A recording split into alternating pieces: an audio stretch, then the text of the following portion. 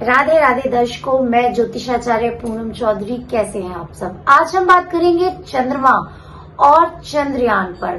चंद्रयान जो चंद्रमा पर भेजा है 14 जुलाई 2023 को, जिसकी शुरुआत ही इतने अच्छे नक्षत्र में हुई है, रोहिणी नक्षत्र में, जो कि खुद चंद्रमा का नक्षत्र है। तो हमें काफी हद तक सफलता मिलने के चांसेस हैं। इस बार जो चंद्रयान 3 भेजा गया है उसमें भारत को सफलता जरूर मिलेगी। अगर हम बात करें चंद्रमा की, चंद्रमा जल का कारक माना जाता है। हमारे पूरे देश में, पूरी दुनिया में 70-72% पानी ही पानी है। ऐसे ही हमारी बॉडी में 72% पानी ही होता है, जिससे हमारी बॉडी चलती है। अगर पानी की कमी हमारी बॉडी में हो जाए तो हमारी बॉडी में वीकनेस आने लगती है, कमजोरी आने लगती है, जिससे हमें कई बीमारियां घेर लेती हैं। इसी तरह चंद्रमा होता है मन का कारक। अगर हमारा मन ही ठीक नहीं होगा तो बॉडी से हम कितने भी स्वस्थ हों, हम कुछ भी कार्य नहीं कर पाएंगे। तो चंद्रमा को हम कहें तो मेन ग्रह माना जाता है चंद्रमा। हाँ, चंद्रमा अगर कहें माँ का भी कारक माना जाता है। जैसे बचपन में माँ हमारी बोलती थी चंदा मामा। चंदा मामा चंद्रमा को कहा जाता है। चंद्रमा की तरफ हम बहुत ज्यादा आकर्षित हो जाते हैं। जैसे सुंदरता का प्रतीक माना जाता है, क्योंकि वो हमारे मन का कारक है। जैसे आप सबने देखा होगा कि पूर्णिमा के दिन फुल मून होता है। अगर कोई डिप्रेस्ड है, कोई एंजाइटी फील कर रहा है, परेशान है, तो फुल मून में वो पानी की बोतल रखे, पानी को भर कर रखे ढककर, और फुल मून में रखे, उसके बाद सुबह उसे पिए, तो उसका डिप्रेशन, एंजाइटी और टेंशन काफी हद तक दूर हो जाती है। तो चंद्रमा से हम इस तरह से जुड़े हुए हैं। तो हमारे जो भारत के साइंटिस्ट हैं, उनका क्या मकसद है? चंद्रयान को भेजने का मकसद है कि चंद्रमा पर पानी की खोज करना। पानी की खोज हमें लगता है कि इस बार हम काफी हद तक सफल हो पाएंगे। जैसे भारत आध्यात्मिक में तो विश्व गुरु है ही, लेकिन अब साइंटिफिक भी विश्व गुरु बनने जा रहा है भारत।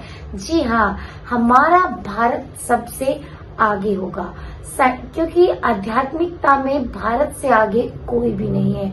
कोई भी देश आपको नहीं सिखा सकता कि कैसे आपको प्राणायाम करना है, कैसे आपको योग करना है, कैसे आपको ध्यान लगाना है। खुश हो जाइए और धन्यवाद करिए ईश्वर का कि आप भारतीय हैं। ये तो बहुत ही अच्छी बात है। इस बार हमारे जो साइंटिस्ट हैं वो बहुत ही सफल होंगे, और मेरी दिल से उनके लिए बहुत ही ज्यादा दुआ है।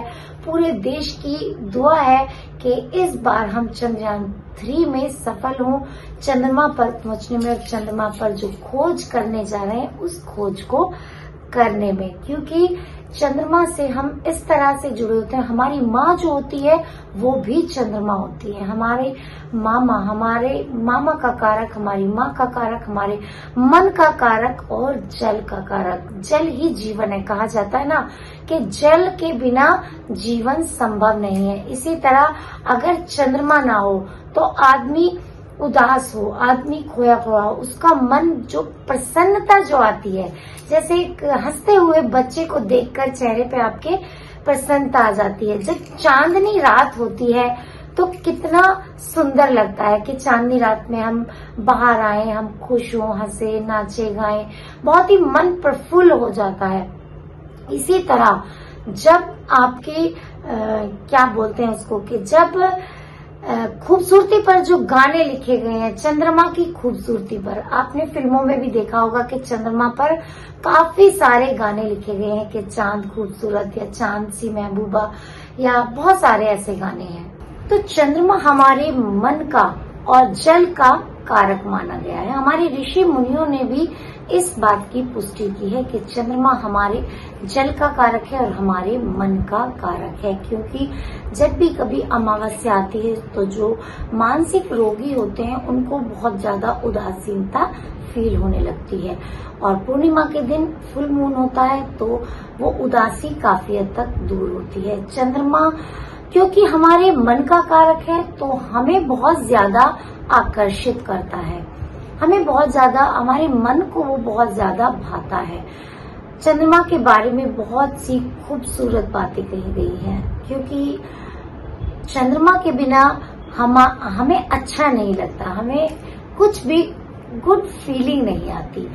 और जो हमारे भारतीय वैज्ञानिकों ने ये चंद्रयान भेजा है चंद्रमा पर, तो मुझे लगता है कि क्योंकि ये ज्योतिषीय दृष्टि से भी अगर मैं कहूँ तो ये काफी हद तक इसके सफल होने के चांसेस हैं। मेरा दृष्टिकोण इसमें यही कहता है कि इसमें हमारे जो भारतीय वैज्ञानिक हैं वो सफल होंगे, सफल होते हुए मुझे नजर आ रहे हैं। इस पर जब ये लैंड करेगा तो ये एक भारत को एक नई दिशा देने वाला है। इसके उतरने से, इसके चंद्रयान के चंद्रमा पर पहुंचने से, लैंड करने से भारत को एक नई दिशा मिलने वाली है और बहुत ही एक सुंदर रिजल्ट यहाँ पर देखने को मिलेगा। भारत एक बार फिर से खगोल में एक इतिहास रचेगा।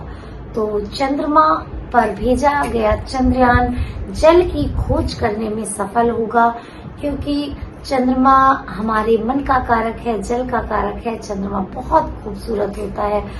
तो मैं यही कहूंगी कि ये चंद्रयान इस बार सफल जरूर होगा। ज्योतिषीय दृष्टि से देखें तो इसका जो मुहूर्त था वो भी बहुत सुंदर था और ये इस बार कामयाबी पाने में जरूर सफल होगा।